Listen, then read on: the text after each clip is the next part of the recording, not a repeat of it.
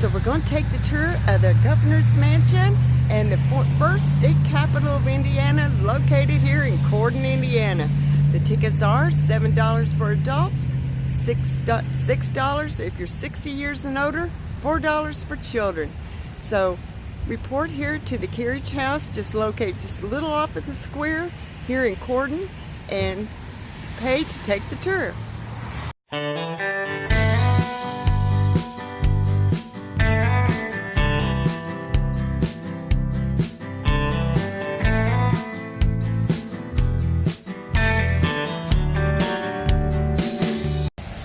Frank O'Bannon was a very well-known governor of the state of Indiana.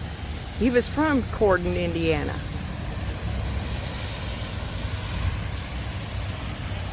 And all the things I've ever heard about him, he was a well-loved governor.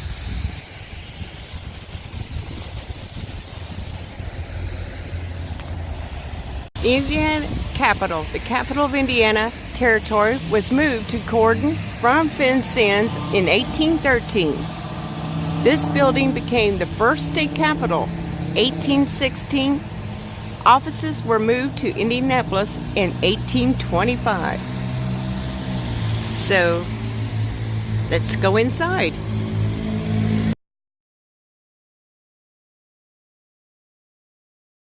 So this room in particular would be used as a headquarters space and office.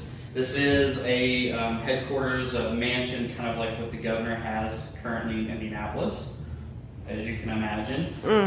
He has basically a home that he just uses for work, and that's what this is for Mr. Hendricks. Hendricks would serve a very short term when you consider other governors and other members in office. He served less than 3 years, from November of 1822 to February of 1825. However, that's not to say that he didn't do a lot of important things for Indiana, obviously. First and foremost, if people wanted to access the governor, they would do so by walking in this room via this door right here. And I had a fourth grader ask, well, what about security? Well, obviously, it wasn't like it is today. Times have changed. Times have changed indeed. So he was more accessible. He didn't have to be at the State House for every single session because there was a set of eyes and ears, and he was lieutenant governor. So he basically had someone there who could relay anything that happened. But this room, but more importantly, he starts building the road network in Indiana that would eventually be called the Crossroads of America. So he basically is the grandfather of that. Pretty important. And we do have some people on our walls here, these portraits. These individuals are just as important as Hendricks, however, none of them are. Now, the gentleman here that's on this wall that you are currently looking at is Dennis Pennington. His most important achievement is that he built the Capitol building that you will be touring. We also have the first state governor, Jonathan Jennings.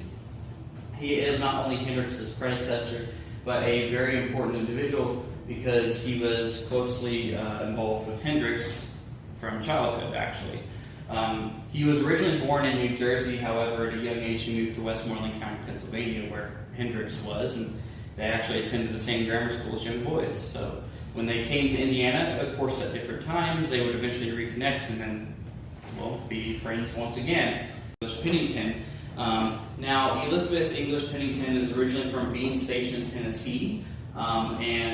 This lady is not only Dennis's wife, but would have an importance in Indiana. Indiana, in our Constitution, we are the first state to formally have free public education in the entire country. So a lot of things that were in the Constitution are, things that were being thought of at the time, kind of revolutionary ideas, but some of those things are even suggestions from this woman right here. Your social space, I guess you could call it your living room, because that's basically what the parlor is. The formal sitting room is what they officially call it. However, not only is this the parlor space and living room for Mr. Hendricks, it is also his dining room. Being that in a federal home such as this, where you have generally two rooms, one serving as a dining room and one as a parlor, he would have had a room to have a separate parlor and dining space. But since one of those rooms was turned into an office, he had to combine both in here. Now there are three 3 artifacts in this entire building that are original to Hendricks whenever he was here. All the others are original or close to the time period, however, not to the location. The first is the glasses I pointed out. The second are these 2 drop-leaf tables.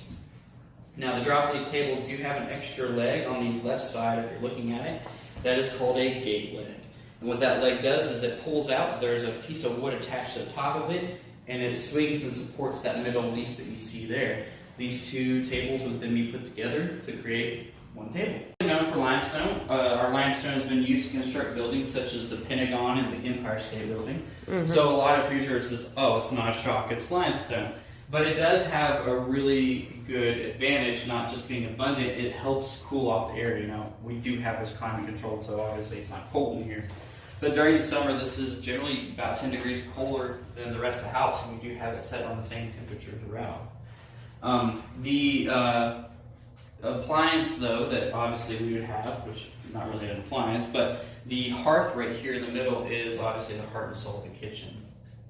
The hearth, as well as that cast iron piece called the cooking crane, is all original.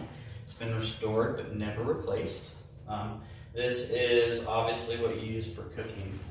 And the crane there that you see is extremely long, which has allowed for a lot of hooks. Sometimes cooking multiple meals is a necessity, especially considering they don't have microwaves like we get to enjoy. And this is definitely blacksmith made, you know, handmade cast iron piece. But the really cool thing about these types of devices is they actually would pull out. Now I'm just pulling it a small way. It actually can go all the way out. And this is definitely a good thing to have, especially whenever you consider the fact that ladies who are doing most of cooking are wearing dresses. And well, clothing from that time period is made from cottons, linens, and wools. And although it doesn't catch immediately, it smolders and then it catches, but nobody wants to catch their clothing on fire for obvious reasons.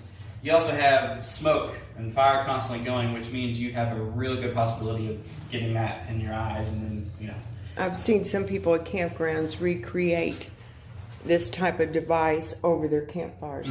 Yeah, it's so nice. I mean, and it's, you know, it's really beneficial because it does pull out extremely far. You know, you can have a space to not worry about your clothing catching on fire, not worrying about your eyes. I mean, I'm Eagle Scout, believe me, I've had my fair share of smoke in my eyes. It's not fun.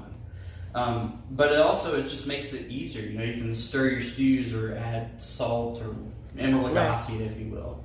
And once you're done, you put it back in there and you don't have to worry about it. Now, we do stress that Hendricks, yes, did have servants while here at the mansion.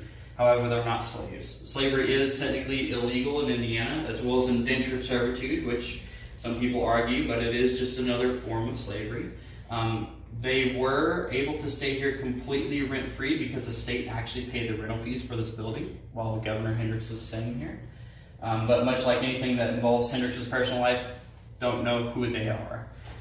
Personally, I think they're servants he already had employed in Madison, which we know he had a couple. Just bring one or two of them here, you know, for 3 months and then take them back. Could be wrong, but we don't have anything that states otherwise, so that's my opinion.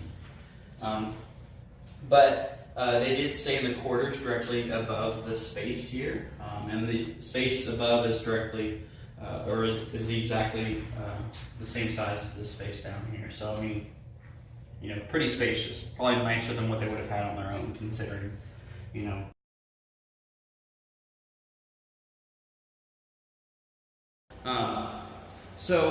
Corydon is a town that was founded in 1808 in Indiana Territory. Now, Indiana Territory was officially established in 1800. It was a product of the Northwest Territory, which was created in 1787, so shortly after the Revolution. Indiana Territory, though, was a lot different than what Indiana State is today. In fact, when I tell people that Indiana as a territory was a lot larger than the state, most people are like, really? I never knew that. And, well, that's because a lot of this was uncharted land. I mean, I call this the Wild West. It wasn't Texas yet, it wasn't Alaska, it was right here in Indiana. So this was essentially the Wild West, and a lot of it was inhabited by Native American tribes, was the frontier. So Indiana was very, very large. This map that we have here on the far left actually shows the original boundaries. Everything that you see outlining all of this is all Indiana Territory originally. So Indiana Territory was technically Indiana, the western half of Michigan, Illinois, Wisconsin, and the eastern part of Minnesota east of the Mississippi. Of course, all that was going to be divided in territories and then become individual states. In 1802, we add the eastern half of Michigan to Indiana and its boundaries. However, 1805, Michigan would be created as a territory itself. So Indiana Territory was pretty much Indiana, Illinois, we have Wisconsin, the eastern part of Minnesota. However, through those years, it starts changing. The first territorial capital in Indiana would be Vincennes, which is on the western part of the state today, but geographically, since Illinois is Indiana, it was in the center. And Vincennes would remain the capital until 1813. Now, through those years, not only does Michigan become a separate territory, but you also have Illinois becoming a separate territory in 1809, which is Wisconsin, Illinois, and then the eastern part of Minnesota becomes Illinois in 1809. And when that happens, Vincennes, which is no longer in the center, starts to fall out of favor. You also have the War of 1812 kind of attributing to that as well, being that Vincennes is kind of a well-known city. When the war breaks out, especially the Native American involvement in the war, you have Vincennes becoming a very unsafe place to be. So in order to keep the capital in a more central location and to keep it safe for individuals of the territory safe, we have the capital being moved. There were lists of candidates which included VV, Madison, Jeffersonville, as well as Corydon, Indiana, but ultimately we were chosen. Now, in this 1822 map, it's a little bit easier to see. Corydon, Indiana is right here. So when you look at the east and west boundaries, it's relatively center. It's not far from the river. I mean, we have some distance, but it's not really the location, though, that makes Corydon desirable. It's the politics. Now, I was originally from Washington County, so where's that located? Washington is just north of us. Okay. So, not terribly far. No. And, really it's the southern area that's settled. Mm-hmm. But a lot of the people in this area, the middle part of Indiana, are a part of a political faction known as the Jennings Faction, which is pro-statehood, anti-slavery. Pro-statehood is definitely something that's important when you're a territory trying to become a state, obviously. And I tell everyone that it's like we're the overzealous sports fans at a game here about statehood. So they want Indiana to become a state here, and there's no benefit to being a territory. So they decide to go ahead and start progressing into statehood. And one thing that you had to have in order to do that was you had to have a certain amount of people, specifically 60,000 individuals living in your territory. Now, we do have a census here. This is a copy, at least, of the 1815 census. Dennis Pennington is the man who took this, so you've seen his portrait already. Mm-hmm. He was Speaker of the House at the time. The 13 counties that are listed here were each tallied up, and then he added them to receive a grand total, which was 63,649. So just barely passing that. It is important to know, though, that African and Native Americans were not counted in the census, so you could go ahead and probably add some numbers to that to incorporate that as well. This document was sent off to Washington, and of course Washington would approve it. It's not like we're going to disprove it. They don't have Google Maps yet, is my joke. Yeah. So, but more importantly, they're very adamant about these territories becoming states. They want the country to grow, so they're being a little bit more lenient. Now, after that, we do have to have congressional approval before we're allowed to become a state. And in order to draft a constitution, Congress does have to give Indiana its permission to do so. The permission for Indiana, though, would not be granted until April of 1816, basically a year later, when Congress passes the Enabling Act. And just 2 months later, in June, we have elected 43 delegates to serve on what we call the Constitutional Convention, and they all come to this town to draft the Constitution. This whole tour is just very fascinating. The Indiana State Capitol building, how the history of Indiana was formed, and how the state capitol was moved to Indianapolis. It's just been a learning experience to learn all about my heritage of Indiana. This is upstairs at the old state capitol. Just all fascinating.